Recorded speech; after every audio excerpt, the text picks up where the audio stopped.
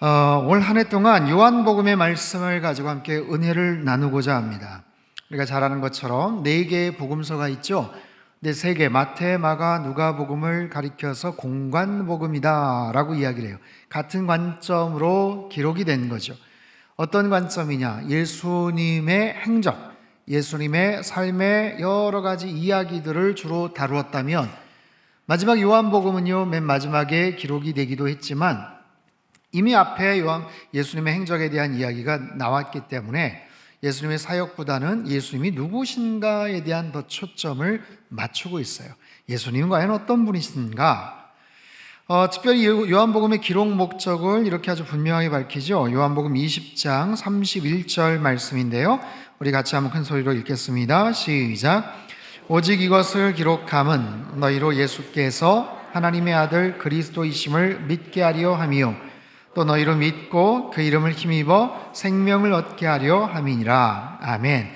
요한복음을 기록했던 목적이 있다는 거예요. 그것은 뭐냐면 이거를 읽는 모든 자들이 예수님이 누구신가, 하나님의 아들 그리스도이심을 믿게 하려 하는 목적으로, 그리고 그분을 믿음으로 말미암아 생명을 얻게 하려는 목적으로 기록했다라는 것이죠. 그래서 요한복음에 나오는 수많은 비유들, 또 여러 가지 예수님과의 만남들, 다양한 사건들, 성경적인 모든 스토리들은 하나같이 예수님이 어떤 분이신가, 거기에 초점이 맞춰져 있어요. 그리고 그분을 통해서 예수님을 만난 자들이 어떻게 변화가 되는가, 그분의 그 무한하신 생명으로 어떻게 변화가 되는가, 어떻게 삶이 바뀌는가. 여러분, 올 한 해 특별히 요한복음의 말씀을 많이 묵상하셨으면 좋겠어요. 주신 말씀 묵상하시고 읽고, 또 가능하시면 필사도 하시고, 정말 주옥과 같은 귀한 말씀들 암송도 하시고, 그래서 요한복음에 나타난 그 귀한 능력의 말씀이 우리의 삶 속에서 전이가 되어서 그 생명이 더욱더 우리의 삶 가운데 풍성하고 충만하게 나타날 수 있다면 얼마나 좋겠습니까? 오늘 생명을 살리는 복음 첫 번째 시간, 어둠을 이기는 세상의 빛이라는 제목입니다.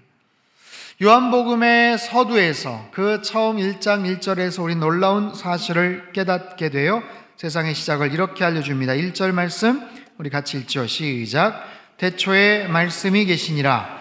이 말씀이 하나님과 함께 계셨으니 이 말씀은 곧 하나님이시니라. 아멘. 태초에 말씀이 계셨다. 태초에 말씀이 계셨다.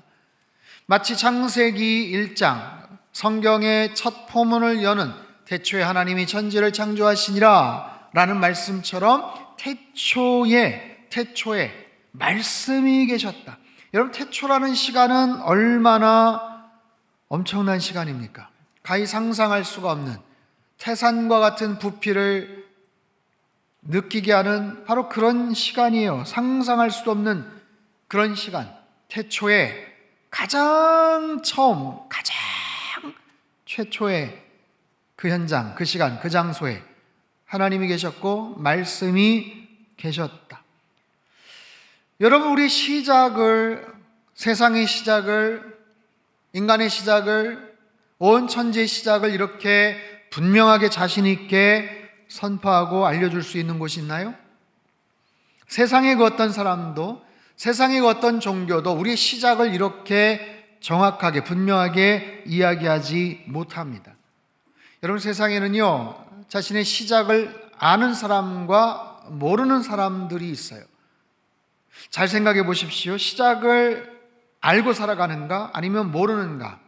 여러분, 시작을 모른다는 것이 당연한 게 아니에요. 당연히 알아야 됩니다. 그런데 만약에 내 시작을 모른다, 내가 어떻게 태어났는지를 모른다, 내가 어떤 가정에, 누구의 집안에 태어났는지를 잘 모른다, 나에게 잘은 모르지만 출생의 비밀이 있는 것 같다, 여러분, 그거 얼마나 불안합니까?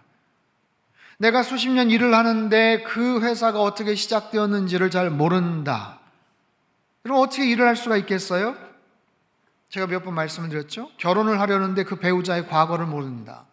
현재는 너무 삐까뻔쩍하고 근사한데, 너무 마음에 드는데 그 사람의 과거를 모른다. 물어보면 잘 얘기를 안 한다. 답을 말하지 않는다. 회피한다. 여러분, 관심이 있을 거 아니에요. 궁금할 거 아니에요. 사랑하니까 물어보고 싶을 거 아니에요. 근데 내 과거를 묻지 마세요. 그럼 어떻게 결혼을 하겠어요? 그 사람은 과거를 모르는데 어떻게 미래를 함께 할 수가 있겠습니까? 여러분, 우리는 마땅히 시작을 알아야 되는 거예요. 그 출발을 당연히 알고서 시작을 해야죠. 그래야 안심이 되죠. 그래야 신뢰를 할 수 있죠.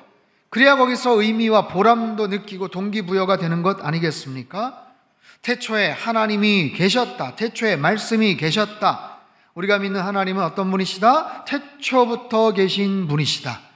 우리가 믿는 하나님은 태초부터 계셨던 능력 있는 그런 존재시다. 내가 의지하는 나의 모든 존재를 내어 맡겨도 안심이 될 만한 그런 어마어마한 분이시다.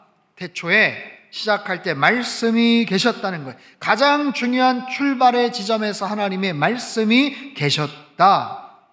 자, 새해가 시작이 되었습니다. 여러분, 말씀이 있습니까? 시작을 하는데 말씀이 있으세요? 말씀 카드를 다 받으셨나요? 여러분 가정에, 여러분 개인에, 여러분 올 한 해 하나님 주신 말씀이 있습니까? 여러분, 하나님의 말씀을 가지고 한 해를 시작하시기를 바랍니다. 하나님께서 올해 주신 말씀, 선교적 교회, 생명을 살리는 선교적 교회, 생기야 사방에서 들어와 살게 하라. 얼마나 귀한 말씀이에요. 마른 뼈와 같은 사람들을 향해서 외치는 거예요. 선포하는 거예요. 하나님께서 보게 하시고 듣게 하신 것을 믿음으로 선포하는 것. 여러분, 하나님이 주신 말씀이 아니면 우린 담대하게 선포하기 어렵습니다. 하나님이 보게 하신 것이 아니면 우리는 자꾸만 인간적인 계산들이 들어가서 이게 될까 말까? 이게 정말 가능한가? 긴가민가? 의심이 돼서 자신 있게 과감하게 선포할 수가 없는 거예요. 그런데 교회는 그런 곳입니다. 성도는 그런 사람이죠. 내가 똑똑해서, 내가 잘나서가 아니라 하나님이 주신 말씀, 대언하라고 하신 말씀, 내 힘이 아니고 하나님이 주신 그 계획과 권세를 따라서 우리는 그저 선포하는 거예요. 선포하면 내 주변이 살게 될 것이다. 선포하면 내 주변의 생명의 기운이 그렇게 전달될 것이다. 여러분, 이것이 교회의 존재 목적이고 우리가 살아가는 이유지요. 나에게 주시는 말씀이 있는가? 여러분 보세요. 새해가 되었을 때 우리에겐 두 가지가 반드시 필요합니다. 내비게이션, 내가 가야 될 목적지, 정확하게 입력하는 목적지가 있는가? 한 번도 살아보지 않은 새해인데 내가 가야 될 목적지를 나는 분명히 입력하고 알고 가는가? 두 번째, 목적지는 아는데 그곳까지 갈 수 있는 에너지가 있는가? 힘이 있는가? 기름이 있는가? 목적지를 정확하게 찍었지만 그곳까지 갈 수 있는 그런 능력이 있겠느냐라는 거예요. 여러분, 하나님의 말씀은 우리 인생의 목적지를 알려주셔요. 인생의 내비게이션이죠. 그리고 그곳까지 도달할 수 있는 힘과 능력과 에너지도 허락해 주셔요. 여러분, 우리 하나님은 이미 생명을 우리에게 주셨어요. 2022년도를 살 수 있도록 허락해 주셨어요. 달력을 뜯고 2021년 해가 바뀌는데 얼마나 많은 사람들이 그 해 바뀔 때 세상을 떠나는지 몰라요. 2022년도를 살아보지 못하고 운명을 달리하는 사람들이 그렇게 많은데 우리들에게 하나님께 생명을 주셨죠. 건강상에 특별한 문제가 없거나 특별한 사고를 당하지 않는 이상은 우리는 정해진 올 한 해를 마무리할 거예요. 그렇죠? 2022년도 12월 31일까지 분명히 우리는 완주할 겁니다. 다들 그렇게 되기를 바라고 그럴 거라 생각하죠. 그런데요, 똑같은 1년, 똑같은 시간이지만 그 똑같은 시간들 어떻게 살아가느냐 하는 것은 저마다 달라요. 그 마지막까지 정말 감사하게 그 마지막 종착지까지 도달했다라는 것은 정말 감사하지만 그 내용은 다 다릅니다. 천양지차 달라요. 지나간 3년, 5년 생각해 보십시오. 다 달라요.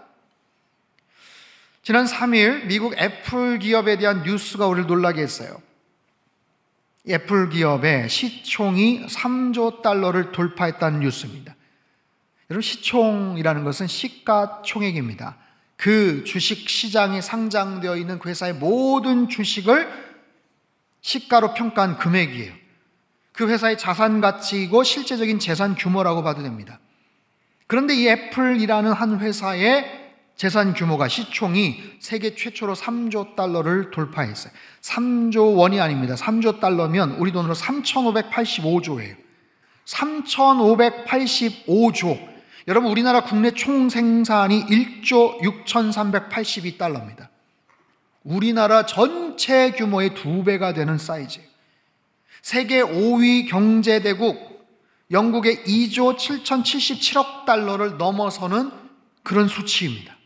한 기업이 갖고 있는 시가총액이 세계 5위 나라 영국의 GDP를 능가하는, 상상을 초월하는 그런 규모, 그런 재산 규모를 갖고 있어요. 더 놀라운 것은 1조 달러가 되는데 이 애플이 창업한 지 42년 만에 달성을 했어요. 1조 달러까지. 그게 2018년 8월 이야기입니다. 얼마 전이죠. 1조 달러 2018년. 근데 그로부터 2년 만에 2조 달러를 달성을 합니다. 그리고 나서 16개월 만에 3조 달러에 도달을 합니다. 즉 3년 4개월 동안, 지나간 3년 4개월 만에 1조 달러에 3조 달러가 되는 어마어마한 기업이 된 거예요. 아이폰 등장 이후에, 그리고 특별히 코로나 팬데믹 2년 기간 동안 회사의 규모가 어마어마하게 발전을 했어요. 하나도 놀라시지 않는데 아무튼 뭐 그런 거예요. 나하고는 아무런 상관이 없는데 그럴 수 있죠. 예, 그럴 수 있습니다. 예. 근데 보세요. 이 애플의 기록적인 성장과 비교가 되는 또 다른 회사가 있어요. 캐나다의 블랙베리라는 스마트폰의 원조격인 회사예요. 아마 한 분도 여러분 가운데 블랙베리를 사용했거나 그러시지 않았을 거예요. 우리랑 굉장히 낯선 그런 회사입니다만, 그런데요, 지난 4일 블랙베리 운영체제에 대한 모든 서비스를 중단합니다 라는 발표가 떴어요. 무슨 말이냐면, 우리는 스마트폰 회사인데, 핸드폰 회사인데 우리는 망했습니다, 망해버렸습니다 라는 뜻이에요. 여러분, 10년 전만 해도 이 블랙베리는요, 전 세계 스마트폰 시장의 30%, 40%를 차지했던 굉장히 큰 기업이었습니다. 그런데 터치 스크린이 없는 그런 화면을 계속해서 고집했어요. 그냥 자판만 잘 돌아가면 되지. 그리고 아주 폐쇄적인 시스템을 고치지 않았어요. 변화에 대응하는 속도를 놓쳤단 말이에요. 10년 전부터 해서 아주 중요한 그 타이밍에. 그러자 한 번 뒤처진 다음에는 무엇을 시도하든지 효과가 없었다라고 이야기합니다. 얼마 전에 LG전자가 휴대전화 사업에서 손을 뗐죠. 핀란드의 노키아라는 그런 핸드폰 회사도 마찬가지예요. 똑같은 시간들을 보내는 것 같지만 내용은 완전히 달라요. 기업의 이야기만이 아니죠. 나라도 마찬가지입니다. 한 사회, 한 어떤 집단, 교회, 각 가정이나 개인도 마찬가지예요. 똑같이 주어진 시간이 있고 생명이 있지만 어떻게 살아가느냐, 특별히 우리 성도들, 크리스찬들, 그 시간들을 누구와 동행하느냐, 누구랑 같이 더 많은 시간들을 보내느냐, 그 시간들을 어떻게 하면 살아가느냐가 대단히 중요합니다. 여러분, 새해 2022년도 우리는 잘 살기를 원해요. 태초에 말씀이 계시니라. 처음 시작할 때 하나님의 말씀이 있었다라는 거예요. 여러분, 하나님의 말씀을 붙잡고 2022년도 새해를 여러분 믿음으로 시작하고 출발하시기를 바랍니다. 우리 한 번도 걸어가 보지 않은 길, 한 번도 겪어보지 않았던 시간이에요. 하나님께서 우리에게 허락해 주신 그 시간들 속에서 하나님의 말씀을 영적인 내비게이션 삼아서, 영적인 그런 에너지 삼아서 올 한 해를 살아가는 거예요. 어떻게든지 하나님의 말씀을 붙잡고 나아가는 거예요. 내일부터 온라인 말씀 묵상도 유튜브로 홈페이지에 계속 이제 뜹니다. 새벽 예배도 여러분 열심히 나오시고, 큐티도 열심히 하시고, 어떻게든지 하나님의 말씀을 잘 붙잡고 올 한 해 승리하며 살아가시기를 주님의 이름으로 축원합니다. 본문은요, 이어서 세상의 모든 만물의 주인이 누구인지를 가르쳐줘요. 2절과 3절 말씀 우리 같이 한번 읽겠습니다. 시작. 그가 태초에 하나님과 함께 계셨고 만물이 그로 말미암아 그가 없이는 된 것이 없느니라. 아멘. 만물이 그로 말미암아 지은 바 되었다. 모든 만물이 그로 인하여 지은 바 되었다. 하나님께서 지으셨다는 거예요. 세상의 모든 것이, 존재하는 모든 것이 하나님의 작품이다. 하나님이 만드셨다. 여러분, 진화론을 이야기하고 기독교에 대해서, 창조론에 대해서 반감을 갖고 있는 사람들 얼마나 얄밉게 요리조리 이상한 이야기를 하는지 몰라요. 그러나 하나님 분명히 말씀하시잖아요. 아니야. 모든 만물은 하나님이 지으신 거야. 하나님이 지으신 거야. 하나님이 창조하신 거야. 하나도, 어떤 것 하나도 그가 없이는 된 것이 없느니라 라고 말씀하세요. 그런데 왜 지으셨을까요? 왜 만드셨을까요? 이유가 있겠죠. 목적과 계획이 있겠죠. 1절에서 세상이 어떻게 시작되었는지 우리에게 가르쳐 주셨다면 우리는 어떻게, 하나님이 어떻게 만드셨고 왜 만드셨는가 이유를 아는 것이 중요합니다. 그 유명한 이사야 43장 21절 말씀, 이사야 4321 우리 같이 한번 읽죠. 시작. 이 백성은 내가 나를 위하여 지었나니 찬송하게 하려 함이니라. 아멘. 하나님이 지으셨다는 거예요. 하나님이 지으셨다, 만드셨다. 왜요? 나를 위하여, 하나님 당신 자신을 위해서 나의 찬송을 부르게 하려 합니다. 나를 찬송케 하려고 나를 예배하는, 또 경배하는 그런 존재로 하나님이 우리를 지으셨다. 여러분, 내가 살아가는 이유를 아는 것은 얼마나 중요한지 몰라요. 얼마나 중요합니까? 그리고 얼마나 당연한 얘기인데 너무나도 많은 사람들이 내가 살아가는 이유를 모르고 살아갑니다. 충격적인 얘기죠. 근데 잘 생각해 보세요. 내가 왜 살아가는지를 모르고 사는 사람들이 얼마나 많은지. 내가 올 한 해 왜 살아야 되는가? 그냥 사니까 사는 거죠. 왜 살아야 되는가? 왜 하나님이 나에게 생명을 연장시켜 주셨는가? 왜 하나님이 더 살게 하셨나? 여러분, 오늘 이 말씀 우리에게 큰 도전이 돼요. 내가 만들어진 이유가 있다는 거예요. 이유가 있다는 거예요. 2022년도를 살게 하신 이유가 있다는 거예요. 목적이 있다는 거예요. 여러분, 그것을 깨닫는 것이 복음이죠. 그것을 아는 사람은 흔들리지가 않습니다. 내 인생에 살아가는 삶 속에 여러 가지 우여곡절이 있고 힘들고 어려운 고난이 있어도 꿋꿋하게 그 길을 걸어가는 거예요. 왜요? 목적이 있으니까, 사명이 있으니까. 내가 왜 사는가? 내가 왜 돈을 버는가? 내가 왜 일을 하는가? 코로나로 인해서 힘들고 어렵지만 그렇기 때문에 더더욱 내가 살아가는 이유를 분명히 알아야 되는 거예요. 내가 일을 하는 이유, 도대체 무엇인가? 전라남도 광주에 가면요, 동구 대인시장에 식당이 하나 있어요. 이름 해 뜨는 식당이라는 식당인데 백반 1,000원. 특별한 세일을 하나 싶은데 항상 1,000원이에요. 항상. 다른 음식 메뉴가 없습니다. 그냥 가면 백반, 공깃밥 하나, 반찬 3개, 국 하나, 1,000원 받아요. 여러분, 이게 어떻게 가능한가? 그냥 공깃밥 한 그릇도 1,000원에 받고 그러는데, 이 식당이 만들어진 이유가 있습니다. 2010년도에 김선자 사장님께서 식당을 개업을 하셨어요. 원래 이분은요, 수십억 자산가였는데 사업에 크게 실패를 합니다. 완전히 바닥을 쳐요. 그래서 어린 6남매 제대로 밥도 못 먹일 정도로 정말 어렵고 힘든 시간들을 보내다가 가까스로 조금 회복이 되고 나서 큰 깨달음을 얻습니다. 밥 한 끼 먹는 것이 너무너무 소중하구나. 당연한 줄 알았는데 적어도 밥 한 끼 못 먹어서 어려움 당하는 사람이 없게끔 해야 되겠다 해서 식당을 68세의 나이로 식당을 운영을 하시고 설립을 하셔 시작을 하시는 거예요. 돈 벌려는 목적이 아니고 주변에 있는 사람들, 어려운 사람들, 독거노인들, 일용직 노동자들, 소외계층 배골치 않게 하겠다. 근데 그냥 주면 그러니까 떳떳하게 자부심 갖고 먹으라고 1,000원만 내고 무한 리필로 그렇게 식당을 운영을 하는 거예요. 하지만 운영할수록 무조건 적자입니다. 무조건 적자예요. 그러나 이 소식이 알려지면서 도시가스 사장님이 가스값도 내주시고 전국 각지에서 쌀과 김치와 온갖 반찬 재료들 후원금이 모이면서 운영을 계속 해갔어요. 하지만 2015년도에 이 할머니가 암투병 끝에 돌아가셔요. 식당이 문을 닫을 뻔했는데 돌아가시면서 유언을 남깁니다. 어떻게든지 이 식당은 계속 유지됐으면 좋겠어. 그 어머니의 유언을 따님인 김윤경 사장님이 물려받아 지금까지 일을 하고 있어요. 힘든 거예요. 하지만 어머니 유지니까 계속해서 일을 하지만 어려워요. 재정적으로 굉장히 어렵습니다. 손해를 볼 수밖에 없어요. 후원금이 들어오지만 그거 가지고는 어려워요. 그래서 오후 2시까지만 영업을 하고 보험 일을 하면서 투잡을 뛰면서 운영을 계속해서 유지해 갑니다.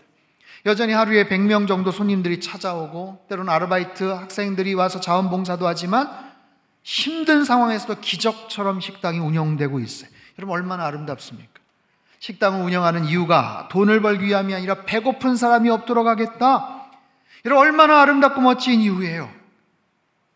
청주에 그런 식당이 생기면 얼마나 좋겠어요. 제가 1부 때 그렇게 말씀을 드렸더니 우리 윤진철 장로님이 청주에도 2곳이 있대요. 2곳. 한번 가봐야 되겠어요. 여러분 전국 방방곡곡에 그런 식당이 있다면, 생긴다면 얼마나 좋겠습니까? 여러분 우리의 삶에는 이처럼 이유가 있는 거예요. 일을 하는 이유가 있는 거예요. 사업을 하는 이유가 있는 거예요.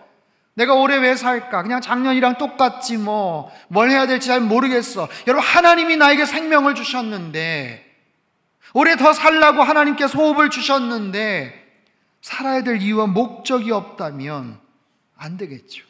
내가 올 한 해 살아가야 될 목적, 이유, 그것은 하나님이 나를 통해서 이루기를 원하시는 계획이 있을 거 아니에요.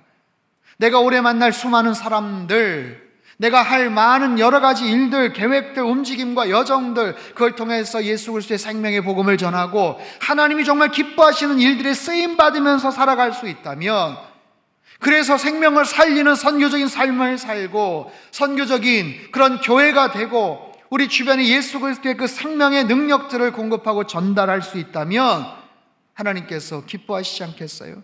그것이 우리의 삶의 목적이고 우리가 이 땅에 존재하는 올 한 해 살아가는 분명한 이유이고 목적인 줄로 믿습니다. 분명히 그 사실을 깨닫고 정말 하나님께 기쁨이 되는 귀하고 복된 2022년도의 삶이 되시기를 주님의 이름으로 축원합니다. 4절과 5절 말씀 같이 읽죠. 시작. 그 안에 생명이 있었으니 이 생명은 사람들의 빛이라. 빛이 어둠에 비추되 어둠이 깨닫지 못하더라. 아멘. 그 안에 생명이 있대요. 그분 안에 생명이 있다라고 말씀을 하세요. 그리고 이 생명은 사람들의 빛이다. 여러분 사람들이 살아가려면 인생에 빛이 필요합니다. 빛을 봐야 돼요. 빛이 없으면 살 수가 없어요. 그런데 세상에 여러 종류의 빛이 있지만 생명의 빛이 있고 그렇지 않은 빛이 있습니다. 촛불인 줄 알았더니 그냥 건전지로 이렇게 활용이 되는 조그마한 그런 초도 있죠. 하늘에 휙 지나가는 그냥 혜성 같은 그런 빛도 있죠. 일시적으로 사라져버리는 빛이 있고 진짜인 줄 알았지만 거짓된 가짜의 그런 빛도 있어요.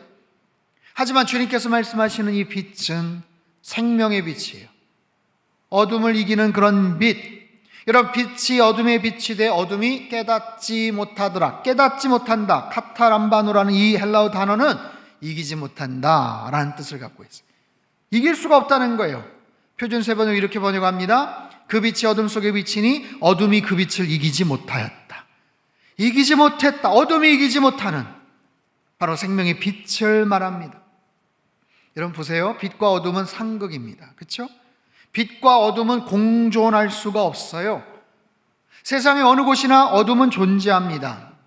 하지만 빛이 나타나면 어둠은 사라지는 거예요. 빛에게 그 자리를 내어주는 거예요. 그런데 잘 생각해 보세요. 언제나 빛이 어둠을 이기는 것만은 아니에요. 한 자루의 초를 한번 생각해 보십시오. 캄캄한 정글 속에서 모닥불을 피웠다고 생각해 보십시오. 어둠은 빛을 이기지 못하지만 때론 바람은 빛을 이깁니다. 바람이 세게 불면 초가 꺼져버려요. 어둠은 빛을 이기지 못하지만 시간은 빛을 이깁니다. 시간이 지나가면 그 모닥불은 꺼져버려요. 야생에서 생존하는 그런 사람에게 불은 반드시 필요하죠. 주변을 환하게 비치고 음식을 익혀 먹기도 합니다. 그러나 무엇보다도 밤에 잘 때 야생동물들의 접근을, 공격을 막아주는 거예요. 모닥불이. 그런데 영악한 야생동물들을 기다립니다. 뭘 기다릴까요? 불이 꺼지기만을 기다리는 거예요. 불이 꺼지고 어둠이 삼켜지면 조난자는 당황하게 되고 짐승들의 공격을 막을 수가 없어요. 이처럼 어둠은 빛을 이기지 못하지만 때로는 그 빛이 사라지면 또다시 어둠이 되는 거예요. 빛과 어둠의 관계는 그렇습니다. 그래서 우리에겐 빛이 필요하되 생명의 빛이 필요해요.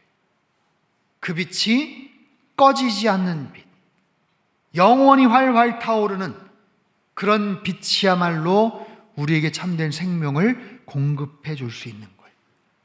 사랑하는 성도 여러분, 세상의 어떤 빛도 영원하지 않습니다.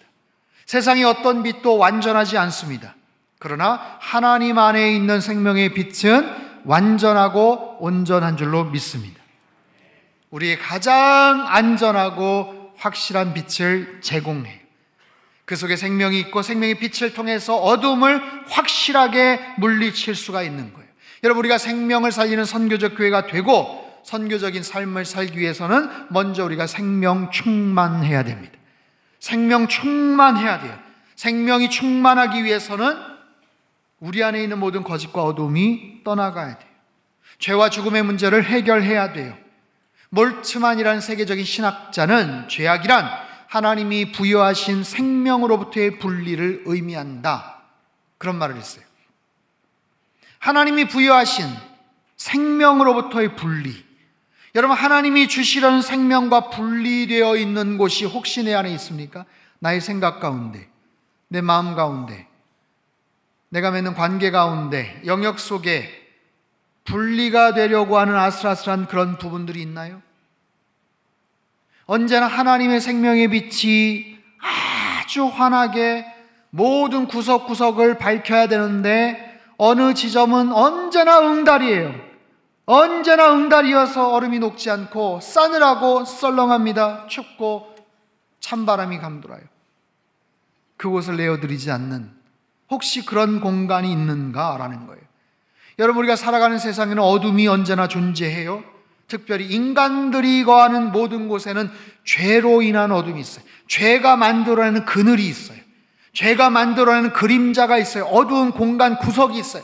내 삶 속에도 나도 모르는 사이에 구석구석에 여기저기에 어두침침한 그런 곳들이 있느냐라는 거예요. 여러분, 그런 모든 곳을 생명의 빛으로 밝히 여러분 조명하셔요.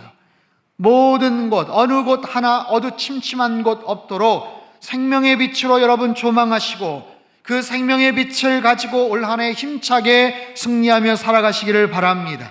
생명을 살리는 선교적 교회, 우리가 먼저 생명 충만해야 됩니다. 그분의 빛으로 가득 차야 됩니다. 그럴 때 그 생명이 흘러 넘쳐서 그 생명의 빛이 많은 사람들을 살리는 그런 놀라운 그런 인생, 그런 올 한 해가 될 거예요.